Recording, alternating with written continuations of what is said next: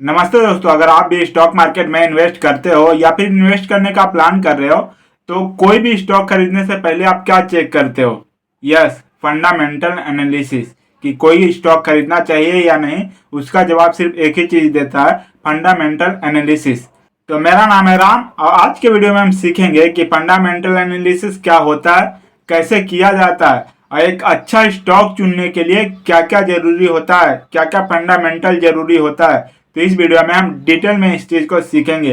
अगर आप इस वीडियो को लास्ट तक देखोगे तो आपको एक अच्छा स्टॉक चुनने में बहुत ही आसानी होगा। इस वीडियो में हम ज्यादातर बेसिक चीजें देखेंगे, तो वीडियो को लास्ट तक जरूर देखना। तो सबसे इंपॉर्टेंट सवाल कि फंडामेंटल एनालिसिस होता क्या है। देखो, अगर आप भी किसी कंपनी का स्टॉक खरीदते हो तो कुछ चीजें आपको चेक करना पड़ता है, जैसे फाइनेंशियली कंपनी का कैसा है, कोई डेप्थ तो नहीं है, उसका बिजनेस मॉडल कैसा है, उसका फ्यूचर ग्रोथ है भी कि नहीं।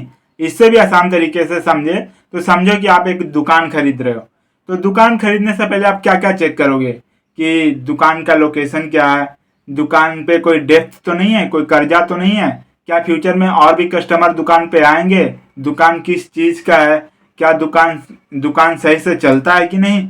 ये सारी चीजें, अगर जो चीजें दुकान लेते समय आप सर्च करोगे, वही सेम चीजें एक स्टॉक को खरीदते समय सर्च किया जाता है। देखो, कोई भी एनालिसिस करते समय तीन मेन पिलर का ध्यान दिया जाता है।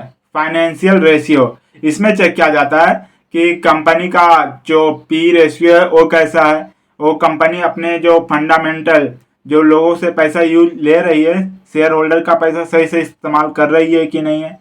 सेकेंड है फाइनेंशियल स्टेटमेंट। इसमें देखा जाता है कि कंपनी के ऊपर कितना एसेट है, कितना लायबिलिटीज है, कितना कंपनी के ऊपर डेप्थ है, कितना जो अर्निंग है, और कंपनी का सबसे मोस्ट इंपॉर्टेंट चीज कि कैश फ्लो कहाँ से आ रहा है और कितना आ रहा है। ये सारी चीजें चेक किया जाता है। थर्ड है क्वालिटेटिव फैक्टर। इसमें चेक किया जाता है कि कंपनी का बिजनेस मॉडल कैसा है, कंपनी का जो मैनेजमेंट है वो ठीक है कि नहीं। ये आता है क्वालिटेटिव फैक्टर में। सबसे इंपॉर्टेंट सवाल कि कहाँ से स्टार्ट करें। देखो, स्टार्ट करने के लिए आपको 5 चीजों का ख्याल रखना पड़ेगा। पहला तो आप स्क्रीनर और टेप, हाँ आई थिंक यही है प्रोनाउंसिएशन। इस कुछ जो ऐप होते हैं उसमें सारे कंपनियों का फंडामेंटल जो स्टेटमेंट होता है वो मिल जाता है, तो आप वो यूज कर सकते हो। दूसरा, चेक करो कि कंपनी का पी रेशियो कैसा है, और पी रेशियो को उस कंपनी के सेक्टर से जो सेक्टर से एवरेज का कंपेयर करके देखो कि सही है। दूसरा, देखो कि डेप्थ या फिर लाइबिलिटीज कितनी है, जो पहले मैं बता दिया। और देखो कि कंपनी का जो 5 साल, हाँ कंपनी का पिछले 5 साल में कितना प्रॉफिट दी है, क्या कंसिस्टेंट प्रॉफिट दे पा रही है कंपनी। यही कुछ बेसिक चीजें चेक करना होता है एक फंडामेंटल एनालिसिस करते समय। न्यूज पढ़ो कि कंपनी का न्यूज कैसा है, कि मैनेजमेंट सही है कि नहीं, मैनेजमेंट फ्यूचर के प्लान कैसे बना रहा। इन चीजों पर अगर ध्यान दोगे तो आप एक अच्छा एनालिसिस कर सकते हो कंपनी का। चलो एक रियल कंपनी का एनालिसिस करके देखते हैं। पर हाँ, इस कंपनी का सिर्फ एजुकेशन पर्पस के लिए मैं यूज कर रहा हूँ, बस सिर्फ एजुकेशन पर्पस के लिए। तो देखो, मैं लेता हूँ एशियन पेंट को। तो एशियन पेंट का जो प्रॉफिट है हर साल बढ़ा है, डेप्थ जीरो, ऑलमोस्ट जीरो है, स्ट्रॉन्ग ब्रांड वैल्यू है, प्रमोशन होल्डिंग भी हाई है, आरओई अप्रोक्स 25% के आसपास है। यही एक कंपनी का फंडामेंटल चेक करते समय देखते हैं, और आप भी इसी तरह किसी और भी स्टॉक का चेक कर सकते हो क्या ये सारी चीजें बराबर है।